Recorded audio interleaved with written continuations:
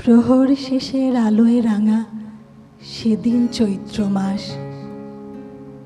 তোমার চোখে দেখেছিলেন আমার সর্বনাশ। এ সংসারের নিত্য খেলায়, প্রতিদিনের প্রাণের মেলায়, বাটে ঘাটে হাজার লোকের হাস্য পরিহাস, মাঝখানে তার তোমার চোখে আমার সর্বনাশ।